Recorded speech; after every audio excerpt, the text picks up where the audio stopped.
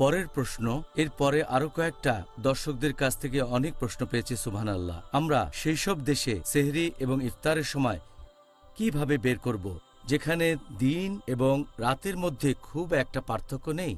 যদি সেরকম দেশ বা শহরের কথা বলেন যেখানে দিন অনেক লম্বা হয় অথবা ছোট, কিংবা রাত ছোট হয় অথবা অনেক বড়, সেখানে যদি দিন রাতের মধ্যেকার পার্থক্য স্পষ্ট হয়, যদি সূর্যাস্ত আর সূর্যোদয়ের সময়টা আলাদা করা যায়, সেসব দেশে রোজা রাখার নিয়মটা অন্য সবার মতোই, ভোরবেলা থেকে সূর্যাস্ত পর্যন্ত। আর সূর্যাস্তের পর থেকে ভোরের আগ পর্যন্ত খাওয়া দাওয়া, স্ত্রী সহবাস করতে পারবে।